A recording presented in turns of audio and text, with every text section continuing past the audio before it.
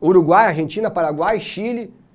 E é nesse momento que os latifundiários brasileiros, que até então todo mundo era liberal, todo mundo é descentralizador, todo mundo é federalista, eles vão se dividir.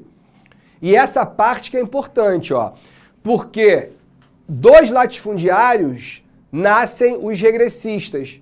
O nome está dizendo, se nós tivermos nesse momento um avanço liberal, que é federalismo, e eclodiu um monte de revolta, alguns parlamentares falam, pô, mano, eu acho melhor a gente voltar a centralizar, porque essa descentralização deu ruim.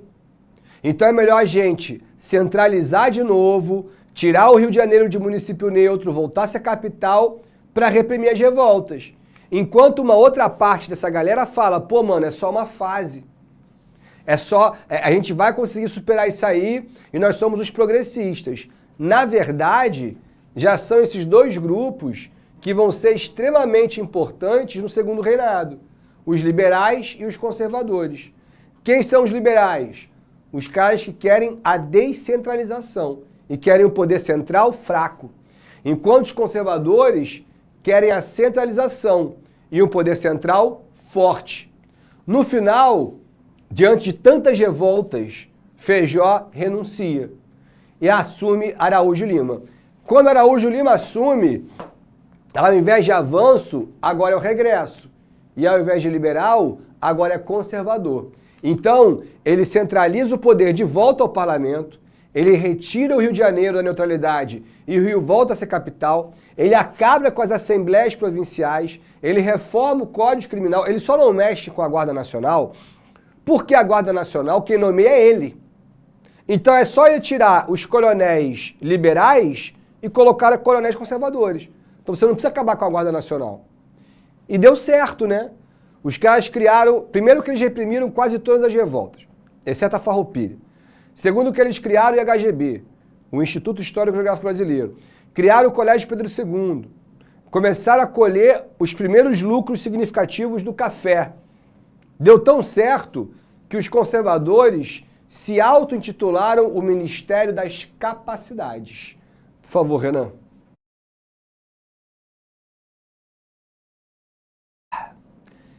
E é aí que os liberais estão putos. Porque os liberais, eles falam, mano, os conservadores vão ficar aí até quando? Porque eles estão mandando bem, estão governando, só eles que fazem, a gente fica aqui chupando o dedo, não faz porra nenhuma. E aí os liberais vão buscar apoio justamente onde não fazia sentido. Como assim, professor? Eles vão buscar apoio em Dom Pedro II. E por que não faz sentido? Porque Dom Pedro II é um príncipe. Se ele assume o poder, ele representa o quê? A centralização. Não é isso? Mas os liberais, eles têm um plano. E esse plano é, no final das contas, afastar os conservadores do poder. E para isso eles precisam usar Pedrinho, um menino de 14 anos. Os liberais vão formar um clube da maioridade e começa a falar, Pedrinho, até tu ter 18 anos, filho, os conservadores não vão querer mais passar o trono para tu. Até tu fazer 18, eles já vão expulsar você do Brasil. Pedrinho, Pedrinho, você não está sentindo que essa coroa não vai repousar na tua cabeça? Pedrinho, mas o que eu posso fazer? Ele falou assim, porque tu pode fazer o seguinte, a gente pode te colocar no poder antes dos 18. Entendeu? Tu tem 13, daqui a pouco tu faz 14, não é isso? Então, se a gente coroar você com 14 anos, tu assume? Ele, assumo, pô. Tem certeza? Claro, pô. Ele, então, beleza. O que tu quer de mim? Claro que vai ter um preço, né, Pedrinho? Assim que tu virar rei, assim que o bispo colocar a coroa na tua cabeça, você é o chefe de Estado. E aí você vai escolher os seus ministros. E adivinha quem serão todos os seus ministros? Os liberais. É isso aí, Pedrinho. Tu entendeu? A gente vai reduzir a maioridade de 18 para 14, tu vai ser coroado porque vai ser lei, e depois de ser coroado, o ministério que você montar será o Ministério Liberal. Posso contar contigo, Pedrinho? Tá fechado, tio. Porra, apertaram a mão, e aí os conservadores armam o golpe da maioridade. aproveita uma sexta-feira à tarde que todo mundo está indo embora, tinha maioria no parlamento, colocam para aprovar a redução da maioridade de 18 para 14 anos. Foi aprovado ao calado uma sexta-feira que ninguém prestou atenção. Na segunda-feira, pá, diário oficial. Agora a maioridade do Brasil é de 14 anos. Na terça-feira, quem vai visitar o parlamento? Pedrinho. Todo mundo chegou lá, majestade, vossa alteza, não sei o que lá. Aqui devemos a felicidade de vossa visita.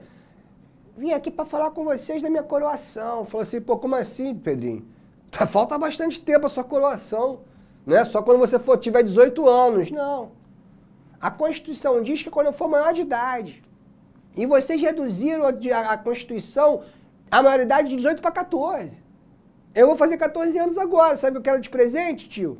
O trono. E aí todo mundo, como assim? Foi reduzida a maioridade. É quando os conservadores se ligaram, meu irmão. Os liberais estavam assim, ó. E aí eles entenderam que foi o quê? Um golpe para colocar Pedrinho no poder. Se ligaram? E aí Araújo Lima é o primeiro a descer e falar, então, Vossa Majestade. E Pedrinho, valeu, pá. Entenderam a ideia? A cerimônia de coroação do Pedrinho, pô, meu irmão, o moleque veio de navio, na proa do navio já todo de camurça, devia estar um calor do cacete, passando pelos navios, e ó, pá, canhonaços pra avisar que Pedrinho tá chegando. Ele vai até a Candelária, aqui, a galera aqui do Rio sabe que a Candelária fica de frente pro mar. Mas a gente não vê o mar porque foi aterrado, então tem o CCBB, tem um quartel da Marinha, mas na época não tinha nada. Então era uma praia e o tapete vermelho vinha da areia até o altar. Pedrinho, 14 anos, ó, desce, dando tchauzinho pra galera, pá, não tinha uma nuvem no céu, um dia lindo que eu lembro. Chega lá diante do bispo, pá, meu irmão, bota uma coroa toda cravejada de brilhante, um cetro de ouro na mão.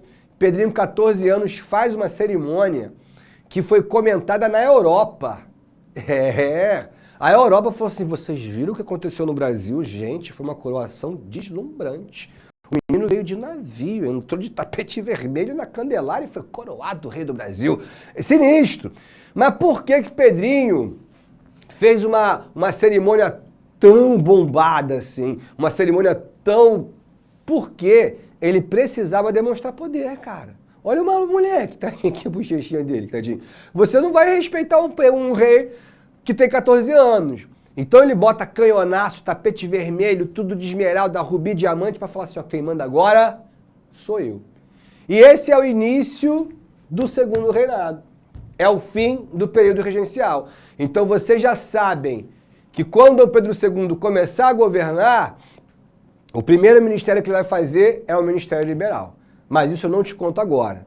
Porque a gente tem que falar essa parte, pessoal. O pessoal fala, pô, professor, qual é essa? Parte é chatona. Eu detesto as revoltas regenciais. Meu Deus do céu. Gente, não importa. Tem que saber. Principalmente aí a galera que vai fazer o ERG. Volta e meia o ERG gosta de cobrar uma revoltinha, hein?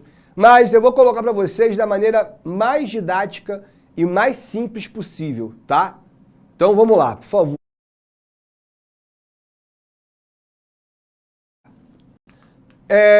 Vamos começar pela cabanagem. E aí é o seguinte. Primeira coisa que eu quero que vocês... Agora é macete, tá, gente? Agora é pra ficar ligado. A cabanagem, ela... Primeira coisa. Se você falou cabanagem, o que te lembra? Cabana. Quem mora na cabana é rico ou pobre? É pobre. Então, cabanagem, eu lembro de cabana. Quem mora na cabana é pobre. Pronto.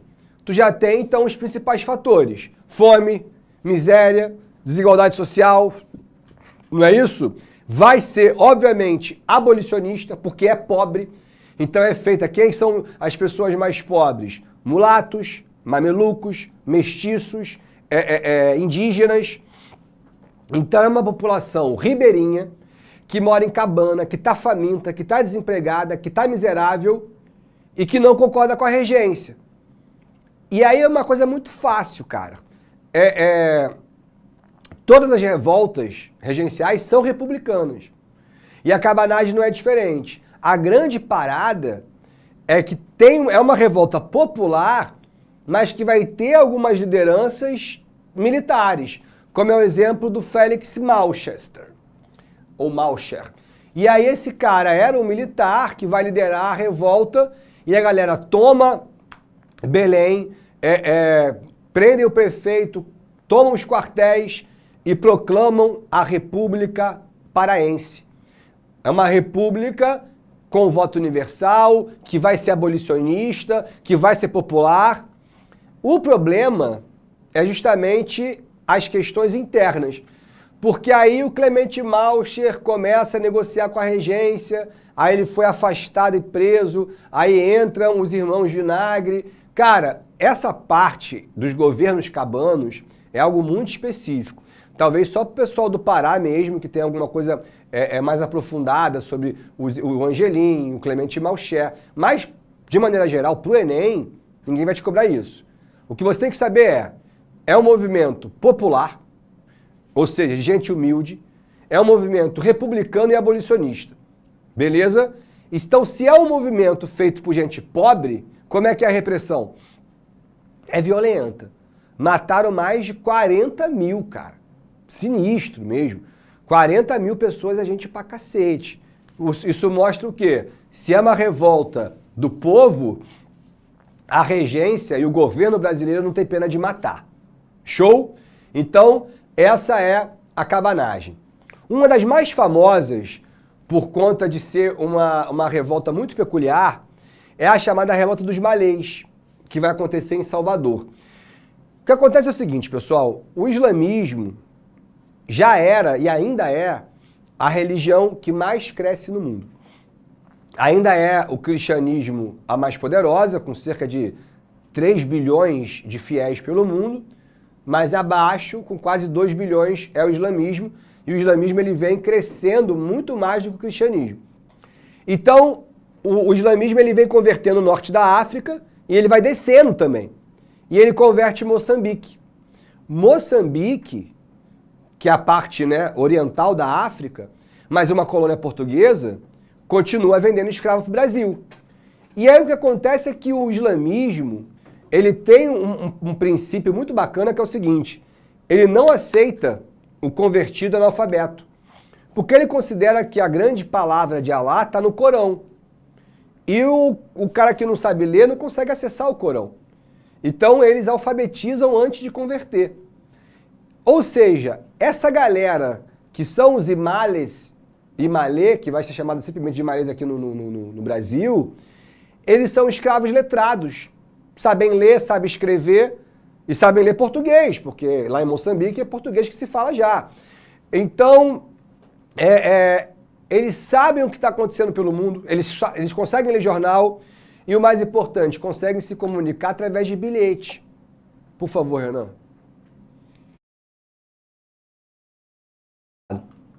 E essa revolta, cara, ela foi muito bem organizada. A ideia era muito simples. Era fabricar armas e munição com a ajuda de vários negros forros. O que é o negro forro?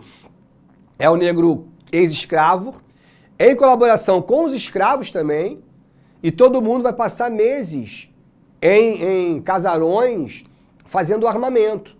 Ou seja, não era uma coisa assim, porra, não, vai ser organizada. E a grande influência ainda é o haitianismo. Já falamos sobre isso. A Revolução Haitiana foi a revolução que, meu irmão, matou os franceses, tudo empalado, lembra? Bambu na cumbuca.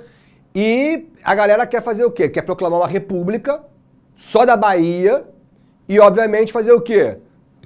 Abolir a escravidão. Se ligaram? Esse é o objetivo. E qual foi a treta? Só para variar, X9. Ainda é uma X9ada, coitada, com um tom muito grande de inocência.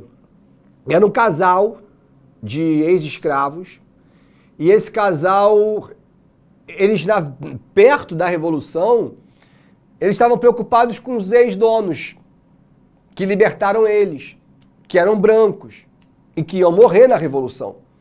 Então eles foram avisar, ó, senhorzinho, sinhazinha, é melhor vocês irem embora. no dia tal, porque, pô, pode acontecer uma coisa, não é legal vocês ficarem aqui, mas o que está acontecendo? Pô, vocês podiam ir embora. Ou seja, deram papo. O que é que os dois vão fazer? Vão na polícia. O que a polícia faz? Abre uma investigação. Começaram a investigar e foram descobrindo. E aí armaram uma repressão. E ainda assim houve resistência. Quando a polícia bateu em um dos galpões, os negros estavam lá, a polícia, abre. Os caras se olharam, falou, meu irmão, estamos com arma na mão, pode abrir. Quando abriram, brau, já mataram 2 policiais. Saíram às ruas com um grito, que era um grito muçulmano, que era o aviso para que a revolução começasse. E a galera começou nas ruas de Salvador, daqui a pouco começou a sair uma galera, e a porrada comeu, foi troca de tiro, tal.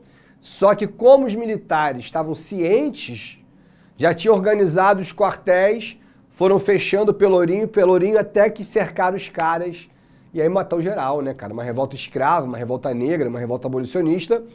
Então, Malês também violentamente reprimida, porque, obviamente, é uma revolta negra escrava, então esse Estado branco não vai aceitar. De boa? Em Salvador também nós vamos ter a Sabinada, que é a mais sem graça de todas para mim. É uma revolta elitista, liderada por Francisco Sabino, por isso o nome Sabinada. E é uma revolta, cara, que assim, você pode reparar que vai envolver médico, jornalista, professor universitário, funcionário público, oficiais militares que não estão felizes com a regência. Não acham legal o que está acontecendo lá com Feijó, depois com Araújo Lima. Todas as decisões vêm sempre do Rio de Janeiro e eles não acham maneiro. E aí eles proclamam a independência da Bahia. Só que olha que doideira. Era uma emancipação provisória, porque eles eram leais ao Dom Pedro. Então a treta deles era com os regentes. Mas quando Dom Pedro fosse coroado, eles voltariam para o Brasil. Então eles se separaram rapidinho. Foi uma separação provisória. Cara, foi tão... Quer dizer, não é que é ridículo, mas assim... As tropas regenciais vão cercar Salvador, vão fazer um cerco, para cortar, né, os suprimentos e tal. E aí ficaram cercados um maior tempão. No dia do aniversário de Dom Pedro, tanto as tropas de Sabino quanto as tropas da regência comemoraram. Então, assim, no final, eles entregaram as armas, se renderam. Se é uma revolta da elite, não vai ter massacre. Foi todo mundo preso. O Sabino foi exilado em Goiás. Olha que esculacho. O cara vai ser exilado em Goiás, pô. E aí, quando Dom Pedro assumiu, a primeira coisa que Dom Pedro fez foi perdoar o Francisco Sabino. De boa, a mais complicadinha para mim é a balaiada. Porque a balaiada, ela envolve o seguinte, preste atenção. Nós temos a transição em 37 do Feijó para Araújo Lima, não é isso? Ou seja, saem os liberais e entram os conservadores. Isso não é uma treta só do Rio de Janeiro. Isso não é uma treta só da capital. Isso afeta os governos provinciais, as prefeituras, isso afeta tudo. Por que os conservadores fazem? Os coronéis da Guarda Nacional agora são coronéis conservadores. Os prefeitos de municípios nomeados são prefeitos conservadores. Então esses caras aproveitam que eles estão no poder da regência para colocar conservador em todo o Brasil. E isso, obviamente, vai irritar os liberais. E no Maranhão, a coisa é o seguinte. Nós temos esses dois grupos, liberais e conservadores, que disputam poder. Vamos lembrar, eu vou falar isso milhões de vezes, que que liberal e conservador é todo mundo fazendeiro, é todo mundo latifundiário, é todo mundo senhor branco, rico, escravocrata. A única diferença entre eles é que uns querem o poder central fraco, outros querem o poder central forte. Então no Maranhão tá rolando essa briga entre liberais e conservadores que estão ali disputando o poder. Quem não tem nada a ver com isso é a galera pobre, que são chamados balaios.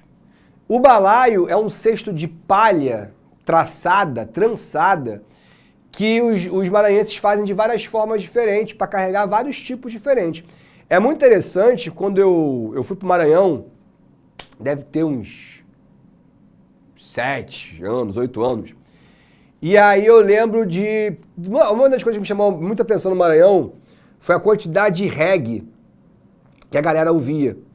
E pra onde eu via era reggae, regueira, reggae, regueira. Eu falei, caraca, mano, eu já fui em muito lugar do Nordeste e eu nunca vi tanta galera gostar tanto de reggae. E aí eu descobri depois que há um tempão atrás, uma das linhas de rádio que pegava no Maranhão vinha da Jamaica. E por isso que os maranhenses acabaram escutando reggae durante muito tempo e hoje é uma tendência forte na localidade. E a outra foi que eu vi o balaio, cara. Tem balaio mesmo. Eu fui no mercado municipal, inclusive, vou contar essa rápido. Foi uma das vezes que eu fiquei bêbado mais rápido da minha vida. Eu cheguei lá, cara, aí um maranhense olhou pra minha cara e falou assim, "Você é carioca, é?" Eu falei, sou. Aí ele, cabra, tome isso aqui, tome. Aí me deu uma cachaça, cara. Como é que é o nome? É uma cachaça lilás, mano. Tiquira. Eu acho que era isso. Vê aí, Renan, se tu acha, Tiquira no Google, cachaça Tiquira. Era lilás mesmo, assim. Aí o cara falou assim, tome aí, tome uma. Uma só e tu não volta mais ao Rio. Eu falei, tá maluco, rapaz, não me conhece? Peguei, bum, bebi. Já deu aquela, uou, né? Aí eu falei, tu bote outra. Aí o cara falou, cara, tu não faz isso. Eu falei, bota aí, rapaz. O cara botou. Eu tomei a segunda cachaça e fiquei bêbado. Voltei com balaia. E aí, galera, sei que lá. Tá aí? Cachaça de mandioca. Cachaça de mandioca. É lilás ou não é? A minha memória me enganou. Não, tem uma que é lilás. Eu lembro só da lilás.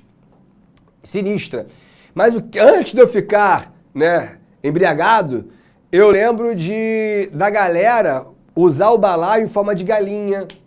Usava o balaio para carregar ovo. Eu falei, caraca, olha que doideira. Pô, né? Século XXI, eu tô vendo o balaio aqui.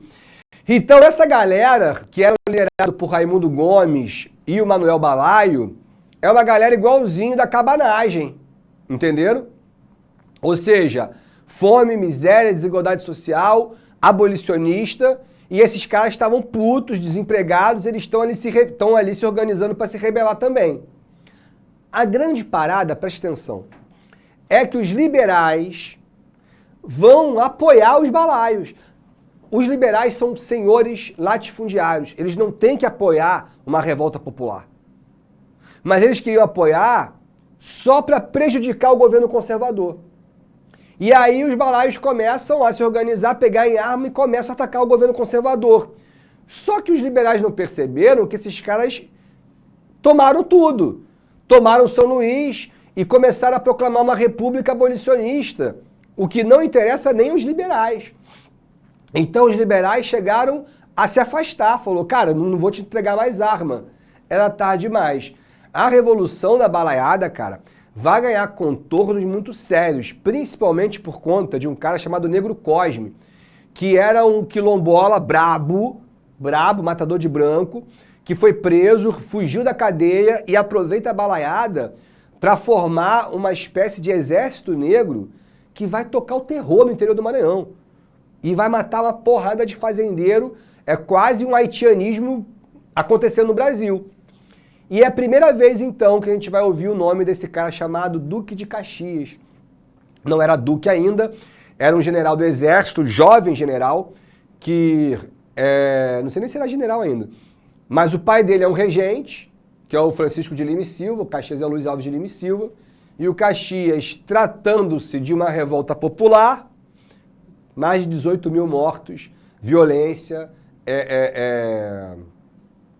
violência total mesmo, né, cara? A morte de negros e mulatos por conta de uma repressão do Estado. E para nós terminarmos, vamos falar sobre a mais duradoura, a mais casca-grossa, que é a Revolução Farroupilha. Por favor. Do Sul. Lá no século XVIII, quando houve ali uma guerra chamada Guerra Guaranítica, as missões jesuíticas do Rio Grande do Sul fugiram para o Paraguai e deixaram para trás um bando de gado. E aí, por muitos anos, esse gado virou um gado selvagem. E aí, boizinho e vaquinha vivendo sem fazer nada, começam a ter filhotinhos. E aí, filhote. E então se estabeleceu um gado muito grande. Vieram bandeirantes, exploradores e começaram a pegar esse gado e organizar a criação. Então o Rio Grande do Sul acaba virando uma terra de estancieiros e de charqueadores. O charque é uma... É impressionante, até vocês percebem quando desliga o ar-condicionado, né? Até eu começo a falar mais baixo aqui. O charque era uma carne seca, né? Uma carne desidratada e salgada, já que você não tinha como transportar, e que era muito bem recebida em todos os lugares do Brasil. Qual o problema? Por que os gaúchos estão putos? Porque não existe uma proteção ao charque do Rio Grande do Sul. O Brasil era o maior importador do charque do Uruguai, que era o maior concorrente. O charque do Uruguai era melhor, por quê? Existia o incentivo do Estado uruguaio na importação de sal, e principalmente também porque eles não usavam mão de obra escrava, então a mão de obra é muito mais qualificada, e o Brasil não estava nem aí. E a regência continuava comprando do Uruguai e não aceitando ou não ouvindo as reivindicações dos gaúchos. Então Bento Gonçalves, esse senhor aqui, vai ser o grande articulador junto com Davi Canabarro, mas ele é mais importante. Inclusive ele vem ao Rio de Janeiro conversar com um mercenário italiano muito famoso, que já tinha lutado e feito revoluções em vários lugares do mundo, chamado Giuseppe Garibaldi. E aí ele propõe, ó, Garibaldi, a gente quer fazer uma revolução republicana contra a regência, e o Garibaldi era um republicano, vai lutar pela República Italiana anos depois, aceita, vai para o Rio Grande do Sul, acaba se apaixonando por Anitta, e os dois casaram, tiveram vários filhos. A Anitta Garibaldi, que não era uma mulher qualquer, né? Era uma guerreira, era uma lutadora, atirava melhor do que o próprio Garibaldi, e começa a grande revolução. A farda dos gaúchos foi feita em casa, pelas mulheres, né? E quando as tropas regenciais chegaram e olharam aquelas fardas, chamaram de farrapo. E aí ficou o nome Farroupilha. Mas independente de ser farrapo ou não, a galera era boa de porrada e a guerra vai se prolongar. Bento Gonçalves chegou a ser preso em 36, mas em 37 aconteceu, ele foi preso e foi enviado para a Bahia, e aí ficou preso em Salvador. Quando acontece a Sabinada, libertam ele e ele volta para a Revolução Farroupilha, e a Revolução vai durar, como vocês podem perceber, 10 anos, cara. São 10 anos. Então ela ultrapassa até o próprio fim da regência. No meio da Revolução, os farrapos, eles conseguem ter tantas vitórias que eles chegam a libertar Santa Catarina. E além da República Rio-Grandense, que eles proclamaram, eles proclamam a República Juliana. Então a Farroupilha começa a virar um puta problema, porque não é só eles, né? Eles estão libertando outros estados também. E aí, para conseguir mão de obra, quer dizer, braço armado, os farrapos começam a recrutar negros, prometendo a esses escravos a liberdade. Então, só em 45, depois de todos esses anos, quando o Dom Pedro II já é rei, é que o Pedro II chama Caxias. Caxias sai lá do Maranhão e vai combater os farrapos. O que o Caxias faz? Bloqueia o porto de Rio Grande. Nada mais entra pelo mar. Ele vai cercar o Rio Grande do Sul, tentando conter também a entrada de alimentos. Ele começa a empobrecer a Revolução, até o ponto que os farrapos ficam asfixiados. Mas ao invés de um ataque mortal, o que o Caxias promete? O que ele vai propor? Um acordo. E esse aqui é o Garibaldi. E esse acordo é chamado a Paz de Poncho Verde. Caxias promete comprar o sal, promete proteger o produto gaúcho, promete inserir os farrapos no exército brasileiro e vai dar a liberdade prometida aos escravos, desde que o Rio Grande não fuja do Brasil e permaneça dentro da nossa federação. E deu certo. No final, a Farroupilha ela não tem a vitória, mas ela tem uma vitória parcial, porque afinal ela conseguiu que o Estado protegesse seu produto. Isso faz com que a galera do Rio Grande do Sul tenha um vínculo muito forte com o Rio Grande do Sul. Eu fico impressionado, por exemplo, Renan, tu sabe cantar o hino do Rio de Janeiro? Pois é, mas saber que tem? Tem um hino, o Fluminense, não sei o que lá, blá, blá, blá. Eu não faço ideia também. Agora, caraca, meu irmão, todo gaúcho sabe cantar o hino do Rio Grande do Sul, porque eles têm esse regionalismo muito forte e que é uma marca que vem desde a Farroupilha. Dizem que durante a semana da Farroupilha, meu irmão, é festa todo dia no Rio Grande do Sul, que tem o desfile, tem a cavalgada, não sei o que lá, por conta da remanescência desse ato regionalista muito forte, muito poderoso da gauchada lá. Pessoal, semana que vem eu começo o segundo reinado e era napoleônica. Valeu, fui! Assista nossas aulas a hora que você quiser. Vem com o Pro, o cursinho online que mais aprova no Enem. Assine em proenem.com.br.